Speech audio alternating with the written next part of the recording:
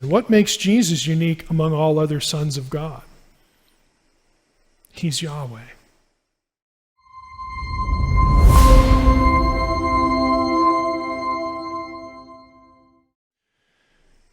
But the fundamental question is, Jesus is the Son of God, and that seems like a big deal in the New Testament. But we've got all these other sons of God in the Old Testament who are spiritual beings. Like, how can that be? How does that work? Well, if we go to John 3:16, again, this is a verse that I'm sure all of us know by heart. For God so loved the world that he gave his only Son. Let me turn on my pane view again. His only Son. Now, right here, we have the Greek word behind the one I clicked on is monogenes. Monogenes. Now, there was a time in biblical studies, and it's reflected in older translations like the King James. It'll say only begotten. There was a time in biblical studies where monogenes was thought to originate from two Greek terms. Monos, which means one or only, and then genao, which is a verb that means to beget. And that's where we got the translation only begotten. Now, in the late 19th, early to mid 20th centuries, there was more Greek material from the Koine stage of the Greek language, which is the language of the New Testament, Koine Greek, that established the fact that that's really not what's going on with monogenes. Instead of monogenes being formed from monos and genao, it's really formed from monos and the noun gene. Monos means one or only, gene means kind or type. A type of a thing, a kind of thing. What the term really means is one of a kind, unique. Okay, for God so loved the world that he gave his unique Son, that whoever believes in him should not perish but have eternal life. You say, well, big deal, Mike.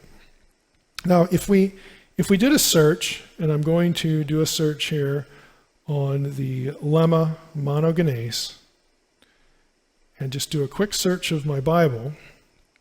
Let's make this a little bigger. I'm not going to go through all of these because they're all consistent with what I'm going to say, but there's a key one down here in Hebrews 11:17, pardon me. By faith Abraham, when he was tested, offered up Isaac, who had received the promises. And he who had received the promises was in the act of offering up his only, there's the word, his monogenes son. Question. Was Isaac Abraham's only son? No. He'd already had a boy, Ishmael. In fact, Isaac wasn't even the firstborn, at least, of all Abraham's sons. He's the firstborn of Sarah. But why would Isaac be called monogenes? Why would Isaac be unique? It's because he was the son of Sarah by supernatural act of God, and he was the inheritor of the covenant. None of Abraham's other sons could say that. Okay, what's the point? The point is that the term means unique, and we can see that in this parallel. This is why Isaac is specifically isolated, and it doesn't mean the only one that exists. Okay, like the people who want to say that Psalm 82 is just, Elohim or people, okay? None of the other gods exist. No, Jesus is called the monogenes for a very specific reason. What makes Jesus unique among all other sons of God? He's Yahweh. He has, again, the unique set of attributes of Yahweh. He was the Son who pre-existed his birth. Okay, that one is the one that God sent, again, to be an offering for sin. None of the other ones, that one. So you can have multiple sons of God who are supernatural beings.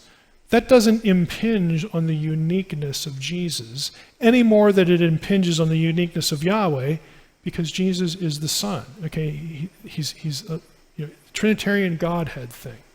And as we progress through the course, we're going to see Again, we're going to get into this God as man theology of the Old Testament and how that prepares and creates a framework for understanding the deity of Jesus. But for now, again, I'm just going back to something familiar in your Trinitarian Christian theology to make the point again that plural Elohim does not impinge on this at all, whether it's God or Jesus.